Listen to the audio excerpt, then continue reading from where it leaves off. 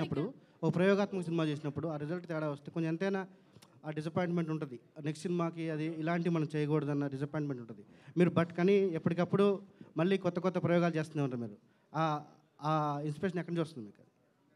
వరుణ్ గారు అది డెఫినెట్గా నాకు ఇప్పుడు నేను ఫస్ట్ డెబ్యూ అయిన దగ్గర నేను కంచెలండి సినిమా చేసాను నాకు 2015లో. అది అంత ఎవ్రీడే చేసే సినిమా కాదు, అది నా చేతులు లేదు తమ్ముడు అది.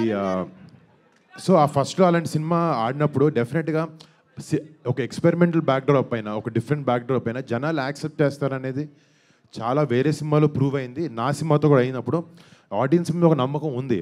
బట్ నా ఏ సినిమా ఫెయిల్యూర్కి నేను ఆడియన్స్ని పాయింట్అవుట్ చేయలేదు. వాళ్ళకి నచ్చలేదు, వాళ్ళకి ఎందుకు నచ్చలేదు, సినిమా బాగుంది కదా అన్న ఫీలింగ్ నాకు ఎప్పుడు లేదు. సినిమాలో ఏదో ఒక విషయం సరిగ్గా కన్వే కాలేదనేది నాకు తెలుసు. సో అది అర్థం చేసుకుని వాళ్ళు మళ్ళీ సరిగా ఎలా ఎంటర్టైన్ చేయాలి, వాళ్ళు నమ్మకం పెట్టుకున్న దాన్ని ఎలా నిలబెట్టాలి అనే ప్రయత్నం మాత్రం తప్పకుండా ఇప్పుడు చేస్తూ ఉంటాను నేను. వరుణ్ గారు ఇక్కడ మీ బాబాయ్తో మీరు స్క్రీన్ షేర్ చేయాలని అనుకుంటున్నారు కదా? అవును.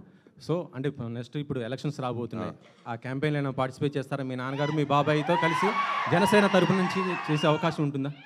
అంటే నేను లాస్ట్ టైం కూడా మా నాన్నగారు చేసినప్పుడు బాబాయ్ గారు చేసినప్పుడు చేశాను. అంటే ఇప్పుడు ఇది చాలా పెద్దవాళ్ళు డీల్ చేసే విషయాలు.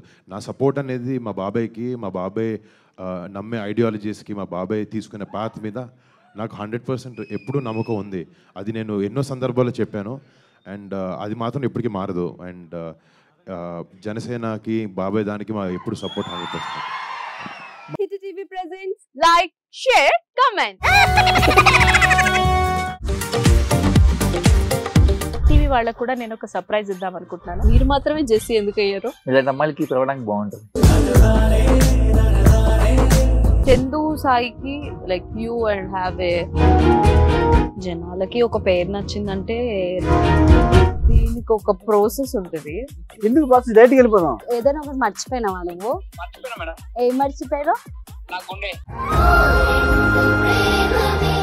ఏదో ఆ టైంకి మన సుడి బాగుంటే ఎవరన్నా చూపింటే రాయగలం కానీ డోర్ టు డోర్ సేల్స్ చేసేవాళ్ళు. శారీ వస్తుంది, శారీలో వెనకాల కట్టుకుని